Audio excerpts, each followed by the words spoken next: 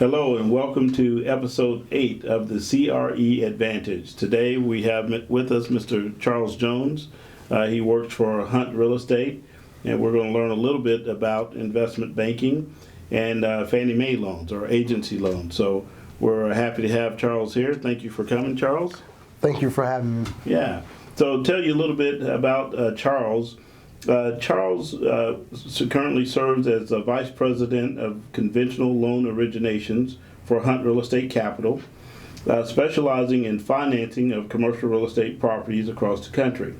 Now, prior to joining Hunt Real Estate, Charles worked as a production manager for Sabal Capital Partners, where he was responsible for originating multifamily loans for the Freddie Mac platform, or the Freddie Mac Small Balance Loan Program.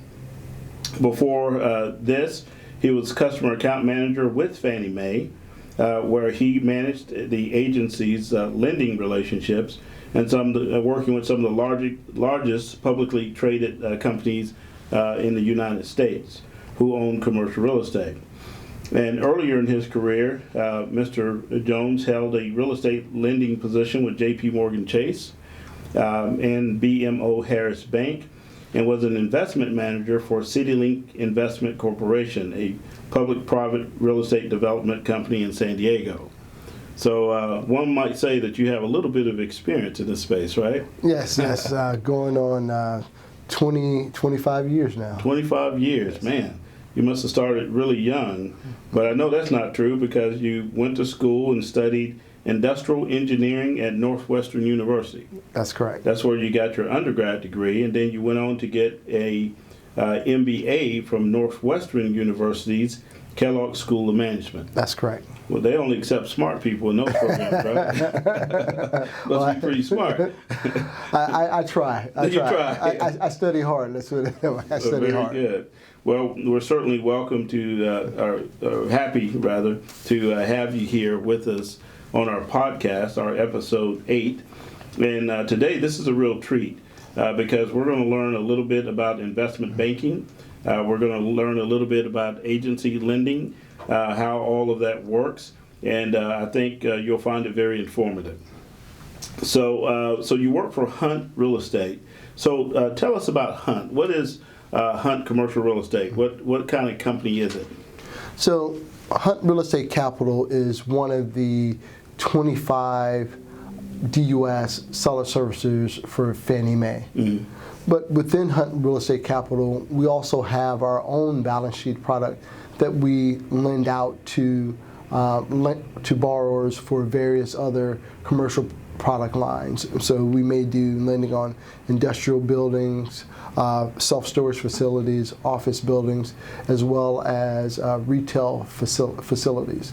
And so how we do that is that we have our own balance sheet of money that we lend out, and then we go out and we securitize that debt, and we offer it into the marketplace as a CLO, commercialized debt obligation. And so that's what we do on our balance sheet side. And so on the agency side, and we'll focus on Fannie Mae for now, we're one of the 25 DUS seller servicers that provide agency debt, meaning that Fannie guarantees the loans that we write. We hold it on our books and on our line, and then once Fannie securitizes it, they take us out as the seller servicer as well. Hey man, how you doing? I'm doing great, but I need to ask you just 2 questions. What do you do and how do you do it? I'm a commercial real estate finance professional. I bet you had to get a lot of schooling for that job. You don't have to. You just need to be good with people and receive the right education. Well, I'm definitely good with people. Tell me where I get the right education. I went to the PRC School of Commercial Real Estate Finance. It's convenient and affordable. That's great. Pioneer your future at the PRC School of Commercial Real Estate Finance. So you mentioned that Hunt has its own balance sheet. So how then is Hunt different from a bank? I mean, you guys are not a bank, correct? No, we're not a bank. Okay. We're not a bank. We're not FDIC insured. The way we operate allows us to do things that banks are unable to do. Mm-hmm. We're more like an investment banking shop, Okay. where we can use our balance sheet and leverage our balance sheet to invest opportunistically into various real estate ventures, whether we're providing debt, mezzanine loan financing, or equity as well. Okay, well, that makes a lot of sense. So you have more freedom in terms Absolutely. of what you're able to invest in. And I know that many in our audience are not aware of all of the options that are available in the capital markets. Many, when they think of financing commercial real estate, they think about just going to a bank. But what they fail to realize is that there are more capital options available. Now today, I know that you have many products that we can talk about, but we really want to focus today, for the benefit of our audience, on Fannie Mae loans. Now, some people may not know what a Fannie Mae loan is, but since you have this extensive history and background with Fannie Mae loans, we're going to use this as an opportunity to learn something today. Absolutely, absolutely. So, Fannie Mae loans are only for multifamily, right? That's correct. The Fannie Mae DUS platform is only for multifamily. Now, within multifamily, we can finance manufactured housing, student housing, senior housing, and affordable projects that may have some type of affordable component to it as well. So while it's only multifamily, there's a broad spectrum of different product types within the multifamily that we provide liquidity into the marketplace for. Okay. So now with a Fannie Mae loan, because we know that there are different types of loans. There are construction loans, there's permanent financing, there's bridge financing for projects where the asset is not stabilized. Correct. What type of financing does the Fannie product provide? So the Fannie product provides financing for primarily stabilized projects because it's permanent financing. Now, there are a few products where they provide financing for, let's say, a near stabilized property, but primarily it's for stabilized properties that are, let's say, a minimum of 85% occupied for the past 90 days. So that's primarily what we lend on when we say Fannie Mae multifamily. Okay. Well, that's good for our audience to know. So now, let's just talk about some of the mechanics of a loan. So, borrower comes to you. Yes. He has this multifamily project. What kind of now, in comparison to a bank, what are some of the advantages, or maybe disadvantages, or maybe differences that your loan is going to have from a bank loan? Right. So I think one of the major advantages that we have in terms of multifamily lending is non-recourse. And so when I mean non-recourse is that when Fannie looks at the repayment source for a particular loan, it's typically a single asset entity which encompasses that particular apartment building. And so their repayment source is that particular building. Now we'll look at the sponsor or the borrower to see if they have experience, see where they're located, to see if they're able to manage the property or have an adequate third-party property manager to manage the property. And so we'll base our decision to lend off of those things, but our primary repayment source is the property. So when a borrower gets a loan from us, unlike a recourse loan, we're not asking them for their personal financial statements on an annual basis, their tax returns, their bank statements, because again, we want information on the property as our repayment source to let us know that, hey, this property is operating correctly. Whereas on a recourse side of a loan, well, if something goes wrong with the property, then if you have a recourse loan, the bank could come after your house, your car, they can come after a number of different assets that you may own. But with Fannie Mae, it's a non-recourse loan. And so you're not putting your personal balance sheet against the loan. You're only looking at the property as a repayment source. Okay, so really a Fannie Mae loan has less risk to the borrower. Because if that asset were to, go bad, if something were to happen, let's say there was a natural disaster, Absolutely. and then now the property is no longer able to collect rent and meet the debt obligation, that borrower is not responsible personally for Correct. that debt. Correct. Wow, that's an incentive. Yeah, it's definitely an incentive, and I have one client who says, Charles, every year I'm being asked for my personal financial statement, bank statements, and my tax returns for this loan that I have. And while I don't mind sending them that information, it would be great just to show them how well the property is operating and leave it at that. So with a Fannie Mae non-recourse loan, that's what you can do.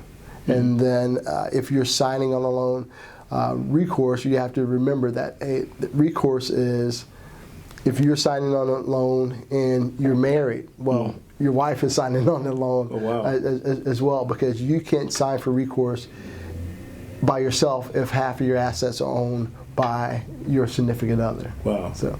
So that could be some interesting conversations at night about what could happen if a loan goes bad and you're personally guaranteeing that loan. But with non-recourse, you don't have that problem. As long as the property is operating well, and even if in a situation where it's not operating well and you have to give the property back, you're only responsible for that property, not any other personal assets that you may own as part of the repayment. So what other advantages? I know that a bank, when they make a loan on multifamily properties, they generally have a 20, maybe sometimes a 25-year amortization schedule. Correct. Is that the same with Fannie Mae?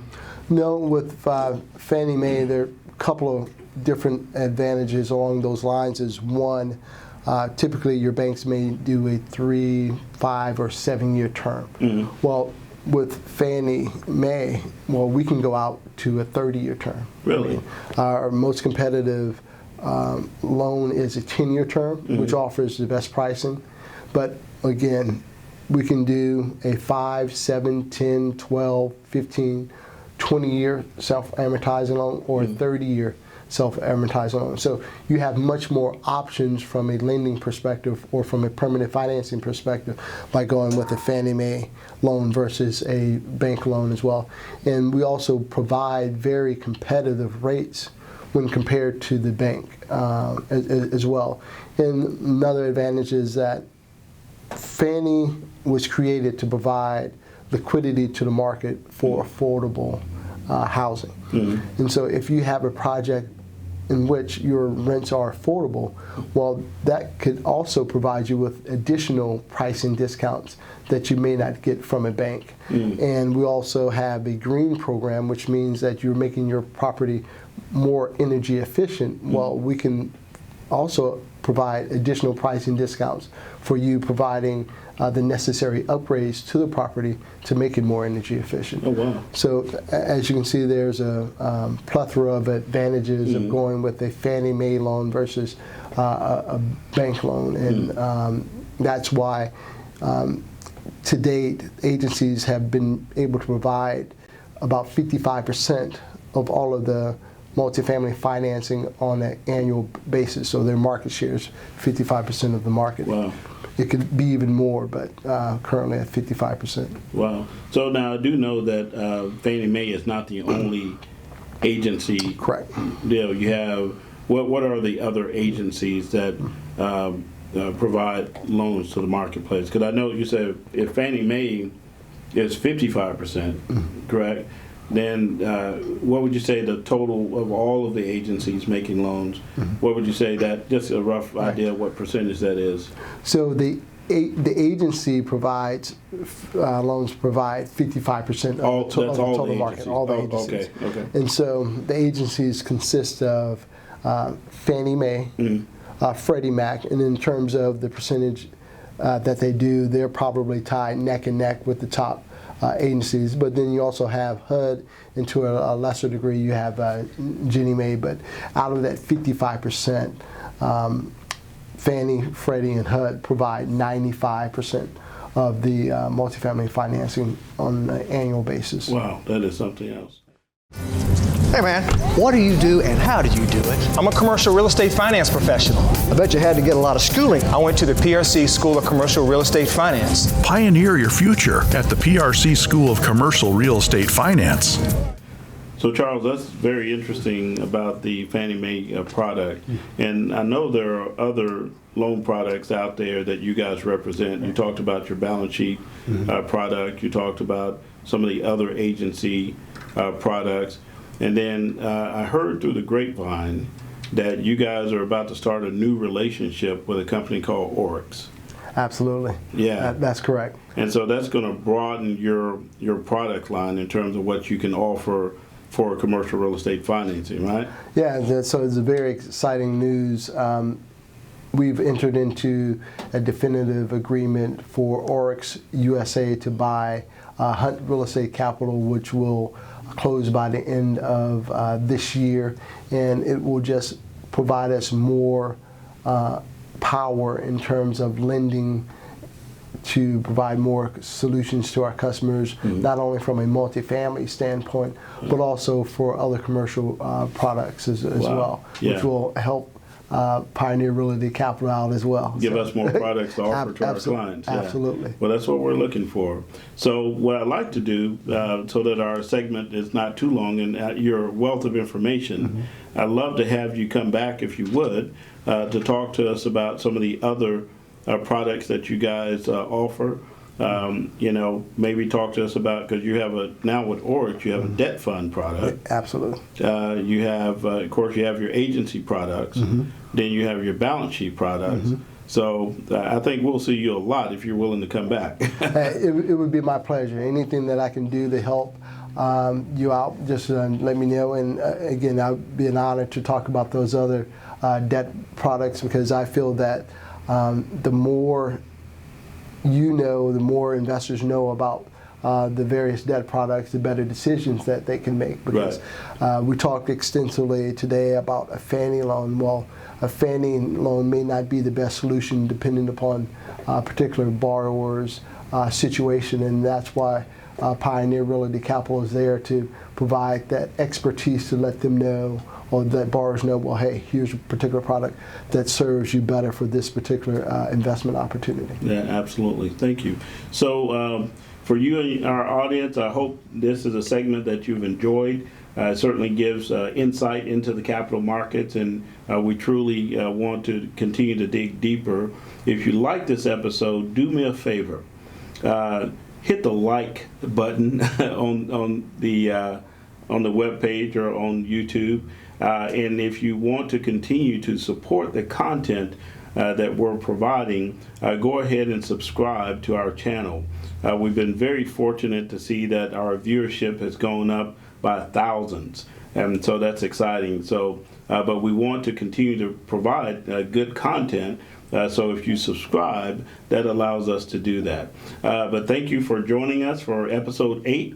And on our Fannie Mae episode, I guess we'll call this, next time we come back, we'll talk more about other loan products that are out there in the capital markets. But thank you for joining us.